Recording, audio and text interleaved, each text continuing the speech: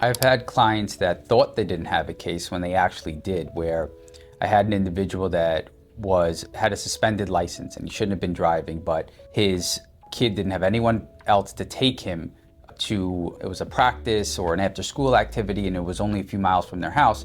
So he wound up taking them.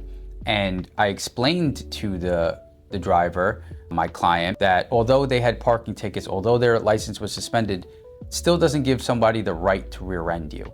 And he was rear-ended, and we were able to proceed with the case, although he had outstanding parking tickets and their kid needed to get to after-school activities. And I've had other cases where individuals thought they didn't have a case because it was an accident from the defendant, or it was a circumstance that they didn't think the defendant could have prevented. And we explained ways where they could have. And sometimes it requires hiring very specific experts to make sure that they can identify those facts and bring them to us so we have professional expert reports.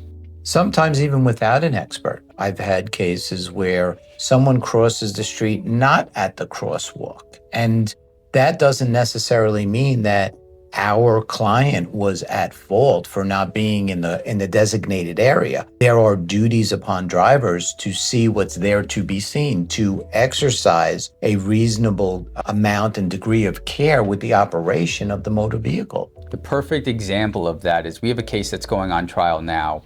We have a $5 million demand on that case, and the client was making a left-hand turn into a parking lot, and the defendants are arguing that you're not allowed to do that, but the VTL, the law in New York, is clear that you're allowed to make a left over a double yellow line into a parking lot. So that's what he did, and the driver of the other vehicle blew through a red light and struck our client. But other attorneys may have rejected a case because they may have thought that you couldn't make a left-hand turn, and other clients would say that you can't make a left-hand turn over a double yellow, but you can. And those are the types of experiences you need to understand, or the research that you need to do on a given case to make sure that you're getting the right answer.